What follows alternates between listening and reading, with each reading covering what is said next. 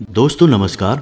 मकर राशि वाले मेरे मित्रों, आज के इस वीडियो में हम आपको 3 ऐसी बातों के बारे में बताने जा रहे हैं जिन बातों को यदि आपने अच्छी तरह से समझ लिया और इन्हें अपने जीवन में यदि उपयोग कर लिया तो आपके जीवन से हर एक समस्या, हर एक परेशानी चुन चुन कर बाहर हो जाएगी। जी हाँ दोस्तों, इन बातों को आप बिल्कुल भी हल्के में मत लेना, क्योंकि इन बातों के बहुत ही शक्तिशाली शास्त्रीय प्रमाण हैं और पूरे ज्योतिषीय आकलन के आधार पर हम आपको इन बातों के बारे में बताने जा रहे हैं। जी हाँ दोस्तों, अब इन बातों को आपको बताएं इससे पहले हम आपको बता दें कि हम पिछले लंबे समय से आपकी राशि के बारे में विचार करते चले आ रहे हैं, देखते चले आ रहे हैं कि आप लगभग पिछले 2 से ढाई वर्षों से बहुत अधिक पीड़ाओं से गुजर रहे हैं और इन पीड़ाओं में न केवल आर्थिक पीड़ाएं हैं बल्कि मानसिक और भावनात्मक पीड़ाएं भी बहुत अधिक हैं।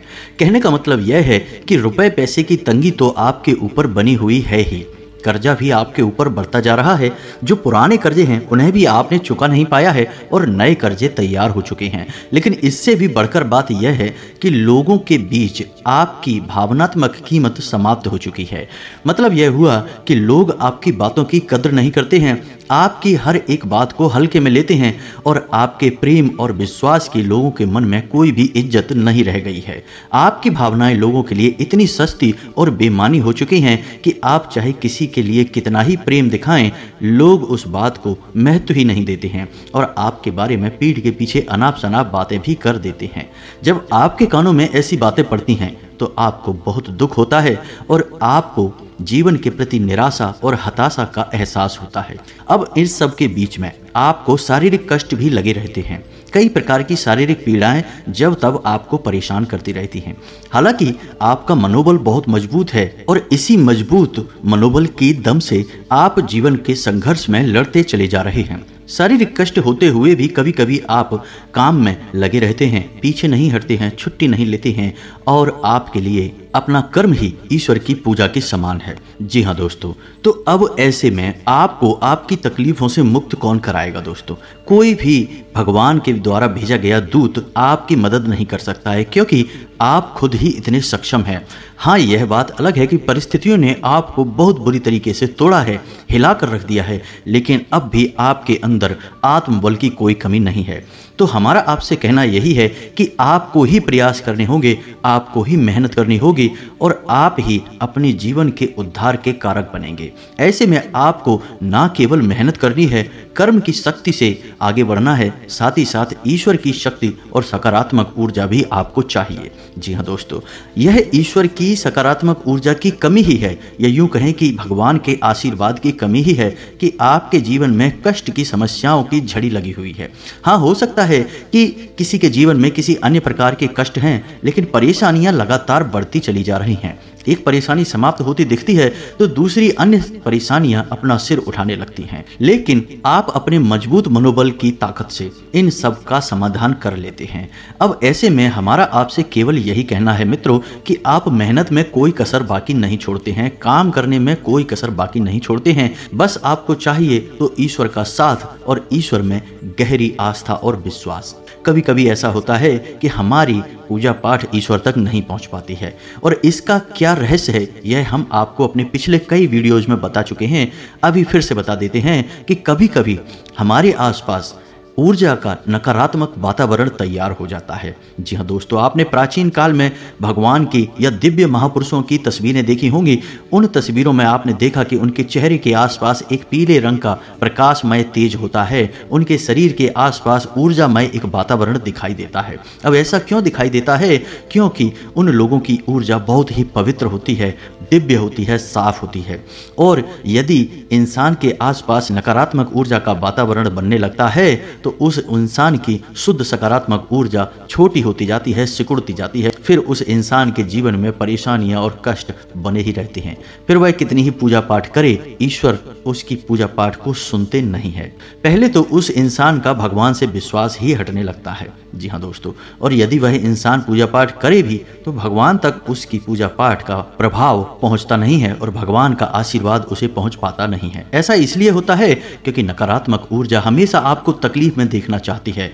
आप जितने परेशान होंगे, विचलित, बेचैन होंगे, नकारात्मक ऊर्जा को उतना ही सुख प्राप्त होगा। जी हाँ दोस्तों, तो अब ऐसे में आपको क्या करना है? आपको सबसे पहले अपने आसपास एकत्रित हुई उस नकारात्मक ऊर्जा से छुटकारा प्राप्त करना है। फिर उसके बाद कुछ ऐसे उपाय करने हैं जिससे ईश्वर की शुद्ध सकारात्मक ऊर्जा आपको चारों तरफ से घेर ले, यानी ईश्वर अपने प्रेम पूर्ण आवरण में आपको चारों तरफ से घेर लें। फिर आपके जीवन में अच्छे कर्मों की और खुशियों की बरसात होने लगेगी। जी हाँ दोस्तों, ऐसा ही होता है। जब भी इंसान प्रयास करता है तो देर सवेर उसके प्रयास रंग लाते ही हैं और उसके जीवन में चमक आ ही जाती है। तो चलिए आपको हम बताते हैं कि कौन सी है वो 3 बातें जो आपको आपके हर एक कष्ट से मुक्त कर देंगी और आपके जीवन को सुंदर और सफल बना देगी। इस महत्वपूर्ण जानकारी को आपको देने से पहले हमारा आपसे बस एक ही निवेदन है कि कमेंट में पूरे भक्ति भाव के साथ जय मां भद्रकाली लिखना ना भूलें। माता का सीधा प्रेम और आशीर्वाद आपको अवश्य ही निश्चित ही प्राप्त होगा। जी हाँ दोस्तों, तो अब ध्यान से सुनिए कि कौन सी है वो 3 चीजें। आपको वीडियो को देखते समय धैर्य के साथ काम लेना होगा दोस्तों।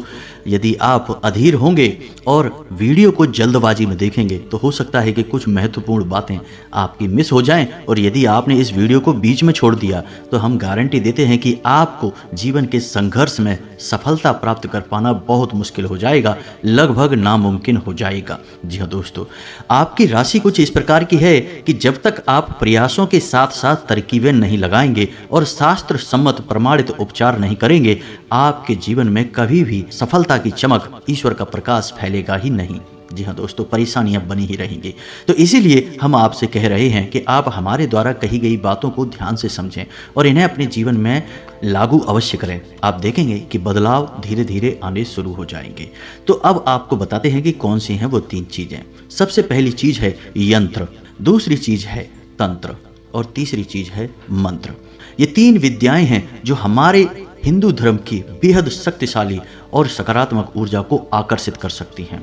जी हाँ दोस्तों, यंत्र हर एक सकारात्मक ऊर्जा को केंद्रित करता है। जैसे लक्ष्मी यंत्र है, कुबेर यंत्र है, सूर्य यंत्र है। हम इन यंत्रों का अपने घरों में प्रयोग क्यों करते हैं? ताकि इन ग्रहों की, इन दिव्य शक्तियों की सकारात्मक ऊर्जा केंद्रित हो जाए और हमारे घर में घनीभूत हो जाए। बिल्कुल वैसे ही जैसे कि आसमान में बादल तो उड़ते रहते हैं, लेकिन जिस जगह पर बादल घनीभूत होते हैं उस जगह पानी की बूंदें बनकर बरसने लगते हैं। उसी प्रकार ये ऊर्जाएं मौजूद तो हर जगह होती हैं, लेकिन जब आप इनके यंत्र अपने घर में रखकर इनका पूजन करते हैं तब ये ऊर्जाएं घनीभूत होने लगती हैं और अपने शुभ फल जातक को देना शुरू कर देती हैं। जी हाँ दोस्तों, तो अब आप ध्यान से सुनिए कि आपको किस यंत्र का उपयोग करना चाहिए और किस यंत्र का प्रयोग किस प्रकार से कहाँ करना चाहिए। जी हाँ दोस्तों, तो ध्यान से सुनिए। आप अपने कार्यस्थल पर, चाहे आप नौकरी करते हैं चाहे आप व्यापार करते हैं, आप अपने कार्यस्थल पर सूर्य यंत्र को स्थापित करें। जी हाँ दोस्तों, और याद रखें कि सूर्य यंत्र पीतल का होना चाहिए, तांबे का या फिर प्लास्टिक का या किसी अन्य धातु का नहीं। अब पीतल का ही क्यों? क्योंकि पीतल का संबंध सूर्य से ही माना जाता है। तांबे का सूर्य यंत्र बहुत ही अशुभ फलकारी होता है और अक्सर हम देखते हैं कि लोगों के यहाँ तांबे का ही सूर्य यंत्र दिखाई देता है। हमने आपको एक बार दीपक वाले वीडियो में बताया था कि कभी भी तांबे का दीपक प्रज्वलित नहीं किया जाता है, पीतल का दीपक या मिट्टी का दीपक ही प्रज्वलित किया जाता है, क्योंकि तांबे का संबंध भगवान श्री हरि विष्णु और माता लक्ष्मी से होता है। तो इस यंत्र को हम अग्नि के संपर्क में नहीं लाते हैं, अन्यथा होता यह है कि हमारे घर में धन संपत्ति समाप्त होती है, नष्ट होती है, बीमारियां आती हैं और खर्चे बढ़ते हैं।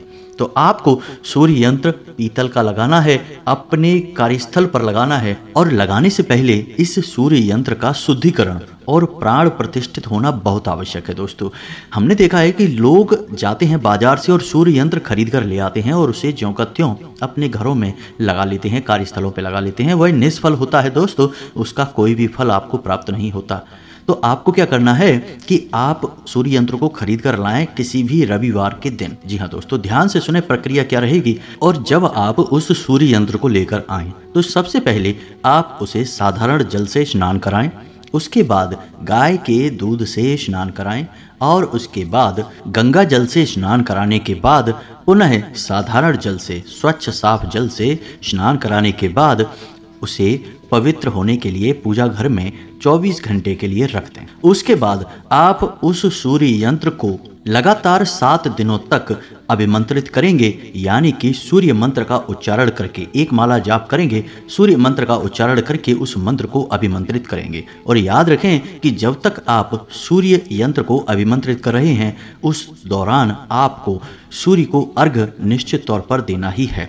और ध्यान रखें कि जब आप सूर्य को अर्घ्य दें तो जल में थोड़ा सा गुड़ अवश्य मिलाएं, शक्कर या मिश्री बिल्कुल भी ना मिलाएं दोस्तों, क्योंकि हमारे शास्त्रों में गुड़ का वर्णन है, मिश्री का वर्णन है, लेकिन आज जो बाजार में मिश्री आ रही है वह शक्कर है और उसमें तमाम सारी केमिकल और तमाम सारी उल्टी सीधी चीज़ें मिलाई जाती हैं, शुद्धता नहीं रहती है।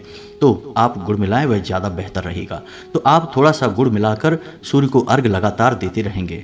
अब आपको इस सूर्य यंत्र को अभिमंत्रित करने के लिए किस मंत्र का उच्चारण करना है, आप इसे ध्यान से सुनें और याद रखें कि आपको रोज एक माला जाप करना है इस सूर्य यंत्र को अभिमंत्रित करने के लिए। तो आपको अभिमंत्रित करने के लिए सूर्य के इस सर्व मनोकामना पूर्ण मंत्र का उच्चारण करना है। तो मंत्र आपके मोबाइल की स्क्रीन पर भी दिखाई देगा, ध्यान से सुने। ओम घृणी सूर्याय नमः। जी हाँ दोस्तों, एक बार फिर से सुने, ओम घृणी सूर्याय नमः। आपको इस सूर्य मंत्र का उच्चारण करना है, एक माला जाप रोज करना है, 7 दिनों तक करना है और 7 दिनों के बाद आप किसी भी सुबह सूर्योदय के समय इस सूर्य यंत्र को अपने कार्यस्थल पर लगा सकते हैं। चाहे आपकी दुकान है, आपका व्यापार है या फिर आपकी नौकरी है, आप जहां भी इस सूर्य यंत्र को स्थापित करेंगे आप देखेंगे कि जिस दिन आप इसे स्थापित करेंगे उसी दिन से आपके कार्यस्थल पर आपके हित में ऊर्जाएं कार्य करना शुरू कर देंगी। आपकी हर एक जगह वाहवाही होगी, आपको कार्य में उन्नति, सफलता, धन, वैभव सब कुछ प्राप्त होना शुरू हो जाएगा। जी हाँ दोस्तों, अब इसमें आपको ध्यान इस बात का देना है कि सूर्य यंत्र आपको इस तरह लगाना है कि सूर्य यंत्र का मुख पश्चिम दिशा की ओर हो और उसकी पीठ पूर्व दिशा की ओर हो। जी हाँ दोस्तों, और आपको महीने में एक बार इस सूर्य यंत्र को शुद्धिकरण की प्रक्रिया से जरूर गुजारना है। रोज इस सूर्य यंत्र को साफ करना है, इस पर मिट्टी जमा ना हो पाए, मकड़ी के जाले वगैरह तो भूल कर भी ना लगने पाए। जी हाँ दोस्तों, आप इसे किसी दीवार पर टांग सकते हैं या फिर अपनी टेबल पर या किसी अलमारी में रख सकते हैं। आप देखेंगे कि चमत्कार होने शुरू हो जाएंगे। जी हाँ दोस्तों, अब आप ध्यान दें कि अगला यंत्र कौन सा होगा। अगला यंत्र कुबेर यंत्र है दोस्तों। आपको कुबेर यंत्र लेकर आना है और किसी भी शुक्रवार के दिन इसे खरीद कर लाना है। और कुबेर यंत्र तांबे का हो सकता है, पीतल का हो सकता है, किसी भी धातु का हो, लेकिन प्लास्टिक का नहीं होना चाहिए या फिर किसी अन्य वस्तु का नहीं होना चाहिए। यह तांबे या पीतल का हो सर्वोत्तम रहेगा, जिसमें यदि यह तांबे का है तो सर्वोत्तम रहेगा। जी हाँ दोस्तों, अब आपको इस कुबेर यंत्र को भी शुक्रवार के दिन लेकर आना है। उसके बाद इस यंत्र का शुद्धिकरण करना है। शुद्धिकरण की प्रक्रिया सूर्य यंत्र के समान ही होगी, यानी पहले साधारण जल से स्नान कराएंगे, उसके बाद गाय के दूध से स्नान कराएंगे और उसके बाद गंगा जल से स्नान कराएंगे और उसके बाद फिर से साधारण जल से ही स्नान कराएंगे। अब यह यंत्र शुद्ध हो चुका है, अब इसे प्राण प्रतिष्ठित करने की आवश्यकता रहेगी। तो आपको कुबेर मंत्र का उच्चारण 7 दिनों तक लगातार करना होगा। इस यंत्र को भी जागृत करना बहुत आवश्यक है दोस्तों। अब जरूरी नहीं कि आप जिस दिन सूर्य यंत्र लेकर आएं उसी के साथ साथ कुबेर यंत्र लेकर आएं। पहले हफ्ते आप सूर्य यंत्र को स्थापित करें, क्योंकि कार्यस्थल पर ऊर्जाओं को आपके लिए सकारात्मक बनाना बहुत आवश्यक है। फिर अगले हफ्ते आप कुबेर यंत्र खरीद कर लाएं। हमने अक्सर यह देखा है कि लक्ष्मी यंत्र और कुबेर यंत्र में कुबेर यंत्र के फायदे बहुत अधिक होते हैं। लोग लक्ष्मी यंत्र भी लेकर आते हैं, लेकिन लक्ष्मी यंत्र को घर में रखना और उसके लिए पूजा पाठ करना थोड़ा सा कठिन होता है, क्योंकि लक्ष्मी यंत्र स्वयं माता लक्ष्मी का प्रतीक है और वह अधिक पूजा पाठ मांगता है और अधिक संकल्पित पूजा पाठ मांगता है, जो कि बहुत मुश्किल हो जाता है। ऐसे में यदि आप कुबेर यंत्र रखते हैं तो कम पूजा पाठ से भी काम चल जाएगा और आपके घर में धन लक्ष्मी का आगमन लगातार बना रहेगा। जी हाँ दोस्तों, तो आपको क्या करना है कि इसे प्राण प्रतिष्ठित करना है, जागृत करना है। और जागृत करने के लिए मंत्र कौन सा उच्चारण करना है, इसे आप ध्यान से सुने। मंत्र आपके मोबाइल की स्क्रीन पर भी दिखाई देगा। मंत्र कुछ इस प्रकार है: ओम ह्रीम श्रीम क्लीम वित्तेश्वराय नमः। जी हाँ दोस्तों, मंत्र एक बार फिर से सुने: ओम ह्रीम श्रीम क्लीम वित्तेश्वराय नमः। इस मंत्र का 108 जाप करना है, यानी एक माला जाप करना है, 7 दिनों तक लगातार करना है। और उसके बाद आप इस यंत्र को अपने पूजा घर में पूर्व दिशा वाली दीवार पर लगा सकते हैं या फिर नॉर्थ ईस्ट यानी कि उत्तर पूर्व दिशा के बीच में यानी ईशान कोण में भी लगा सकती हैं। जी हाँ दोस्तों, ध्यान रखें कि इस यंत्र को आप कुछ इस प्रकार से लगाएं कि जब भी आप पूजा करने के लिए बैठें तो इस यंत्र की ऊंचाई आपकी आंखों की ऊंचाई के बराबर होनी चाहिए। यानी जब आप पूजा करें तो आपकी नज़र इस यंत्र पर पड़नी चाहिए और इस यंत्र की नज़र आपके ऊपर पड़नी चाहिए। जी हाँ दोस्तों, और इस यंत्र के सामने आपको पूजा करना बहुत अच्छे परिणाम देगा। दोस्तों, आप इस यंत्र के नाम से, भगवान कुबेर के नाम से गाय का एक दीपक अवश्य जलाना शुरू कर दें। जब भी आप पूजा करें अलग से एक दीपक जलाएं, आप देखेंगे चमत्कार होने लगेंगे। दोस्तों, बेहद ही शक्तिशाली उपाय है यह। हर महीने आप इस यंत्र का शुद्धिकरण पुनः करें और इस यंत्र को भूल कर भी गंदा ना होने दें, साफ सुथरा रखें, साफ सफाई का विशेष ध्यान रखें। जी हाँ दोस्तों, आप देखेंगे कि चमत्कार होने शुरू हो जाएंगे। फिर एक बार प्राण प्रतिष्ठित होने के बाद आपको हर समय मंत्र का उच्चारण करने की आवश्यकता नहीं है। बस रोज पूजा करते समय गाय के घी का एक दीपक जला देंगे, उतने से ही काम हो जाएगा। भगवान कुबेर की आपको संपूर्ण कृपा प्राप्त होगी, धन का आगमन होता ही रहेगा। जी हाँ दोस्तों, तो यह तो था यंत्र के बारे में विशेष ज्ञान। 2 यंत्र जिन्हें आपको अपने जीवन में अवश्य ही शामिल करने चाहिए और इनके अच्छे परिणाम आपको निश्चित तौर पर प्राप्त होंगे। दोस्तों, आपके प्रयास फलीभूत होने लगेंगे, आपको सफलताएं प्राप्त होने लगेंगी। अब बात करते हैं तंत्र की। जी हाँ दोस्तों, तंत्र का मतलब होता है किसी कार्य को करने की क्रिया।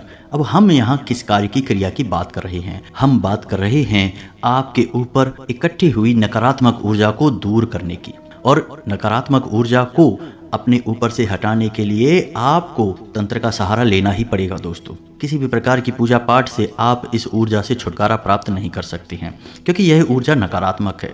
दोस्तों, आपने देखा होगा कि लोहा को काटने के लिए लोहे की ही आवश्यकता होती है, जहर को मारने के लिए जहर की ही आवश्यकता होती है। ठीक इसी प्रकार नकारात्मक ऊर्जा को अपने ऊपर से हटाने के लिए तांत्रिक क्रिया की आवश्यकता रहती है। तो आपको तांत्रिक क्रिया करनी होगी। तो अब आप ध्यान से सुनिए कि यदि आपके ऊपर नकारात्मक ऊर्जा है, जो कि निश्चित तौर पर है, तो इस नकारात्मक ऊर्जा को अपने ऊपर से हटाने के लिए आपको क्या करना है? दोस्तों, याद रखिए कि तांत्रिक क्रियाएं ज़्यादा लंबी नहीं चलती हैं। ज़्यादातर तांत्रिक क्रियाएं रात्रि में संपूर्ण की जाती हैं, खास तौर से आधी रात को। तो आपको भी कुछ ऐसा ही करना होगा। तो ध्यान से सुने दोस्तों कि आपको नकारात्मक ऊर्जा से छुटकारा कैसे प्राप्त करना है। यह विशेष तांत्रिक उपाय शिव पुराण में वर्णित है। दोस्तों, तो आप इस उपाय की शक्ति को समझ सकते हैं कि यह कितना शक्तिशाली होगा। तो ध्यान से सुने दोस्तों, याद रखें कि आपको यह उपाय किसी भी अमावस के दिन करना है, किसी अन्य दिन पर नहीं। तो आप बाजार से एक दिन पहले एक नारियल लेकर आएं और उस नारियल को इस प्रकार से फोड़ें कि उसके अंदर कुछ भरा जा सके। जी हाँ दोस्तों, उसके टुकड़े टुकड़े ना करें। अब आप पंजीरी बनाएं और पंजीरी गाय के घी से बनाएं, थोड़ी सी ही बनाएं कि उस नारियल में पूरी पंजीरी भर जाए।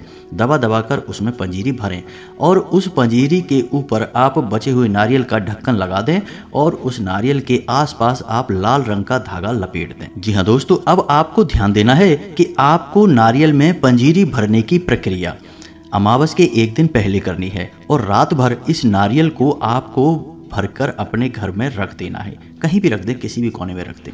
उसके बाद अगले दिन अमावस के दिन आप इस नारियल को दिन में यानी कि 10-11 बजे के आसपास लेकर जाएं और किसी भी पीपल के वृक्ष के नीचे थोड़ा सा गड्ढा खोदकर इस नारियल को दबा दें। जब आप इस नारियल को दबा दें उसके बाद सीधे घर वापस आ जाएं, भूल कर भी पीछे मुड़कर ना देखें और घर आने के बाद सीधे स्नान ध्यान करके पवित्रता हासिल कर लें। आपके ऊपर छाई हुई नकारात्मक ऊर्जा काफी हद तक छट चुकी है, अभी पूर्ण रूप से यह नकारात्मक ऊर्जा नहीं छटी है। तो आपको क्या करना है कि उसी दिन जिस दिन आपने यह नारियल की क्रिया की है उसी दिन एक नींबू लेना है और उस नींबू में 11 लौंगे लगा देनी हैं। जी हाँ दोस्तों, 11 लौंगे लगा देनी हैं। अब रात्रि का इंतजार करना है।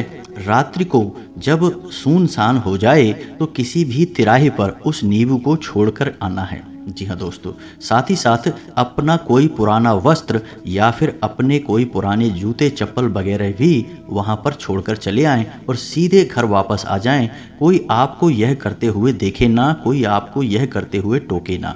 जी हाँ दोस्तों, इन 2 क्रियाओं को आप कर लेंगे, उसके बाद अगले ही दिन से आप देखेंगे कि चमत्कार हो जाएंगे। आपके ऊपर छाई हुई किसी भी प्रकार की नकारात्मक ऊर्जा, चाहे किसी ने आपके ऊपर किसी प्रकार की तांत्रिक क्रिया ही क्यों ना की हो, दूर हो जाएगी और बदलाव आप स्वयं ही महसूस करेंगे। आपकी मानसिकता और आपकी दिनचर्या दोनों ही बदल जाएंगी। हम गारंटी देते हैं इस बात की। जी हाँ दोस्तों, वीडियो थोड़ा लंबा अवश्य हो रहा है लेकिन आपके लिए जीवन उपयोगी ज्ञान है। कोई भी आपको इतना विस्तार से पूरे YouTube पर ज्ञान नहीं देगा दोस्तों, हम गारंटी देते हैं। जी हाँ दोस्तों, लोग इतना उपचार करवाने के तरह तरह के चार्जेस लेते हैं, पैसे मांगते हैं। हम फ्री में आपको दे रहे हैं क्योंकि आपका उद्धार हो जाए, आपके जीवन में तरक्की आ जाए, बस इतना ही हम चाहते हैं। तो अब सुनिए कि मंत्र यानी कि यंत्र तंत्र और अंत में आएगा मंत्र। तो आपको एक ऐसा मंत्र चाहिए जो आपकी जीवन भर रक्षा करे, किसी भी प्रकार की नकारात्मक ऊर्जा को आपसे दूर रखे, परेशानी और तकलीफों को आप तक पहुंचने ना दे। तो दोस्तों आपको बताएं कि एक ऐसा मंत्र है, एक ऐसी देवी हैं जिनके मंत्र में ही हर प्रकार का स्तंभन है और इन्हें स्तंभन की देवी कहा जाता है। यानी कोई किसी प्रकार का तंत्र मंत्र आपके ऊपर कर ही नहीं सकता है यदि आप इस मंत्र का उच्चारण करते हैं। ज़्यादा नहीं, बस आपको 11 बार इस मंत्र का उच्चारण करना है और आप देखेंगे कि आपके ऊपर भविष्य में भी किसी भी प्रकार की बड़ी विपदा नहीं आएगी। अगर कोई विपदा आएगी भी तो वह मात्र आपको छू कर चली जाएगी, आपका बिगाड़ कुछ नहीं पाएगी। जी हाँ दोस्तों, यह मंत्र है माँ बगलामुखी का मंत्र। माँ बगलामुखी को स्तंभन की देवी कहा जाता है और यह मंत्र स्तंभन का मंत्र है। आपको इस मंत्र का उच्चारण करना है। हो सके तो रोज एक माला जाप करें, रात्रि के समय करें। जी हाँ दोस्तों, किसी भी देवी की पूजा रात्रि में ही सफल मानी जाती है। तो आप रात्रि में इस मंत्र का उच्चारण करें, एक माला जाप करें तो बहुत बेहतर रहेगा।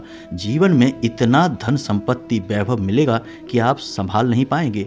कोई कितना ही बड़ा आपके ऊपर तंत्रिक क्रिया करे, आपका कुछ बिगाड़ नहीं पाएगा, उल्टा वही परेशान हो जाएगा। तो आप मंत्र ध्यान से सुने, आपके मोबाइल की स्क्रीन पर भी दिखाई देगा। मंत्र कुछ इस प्रकार से है।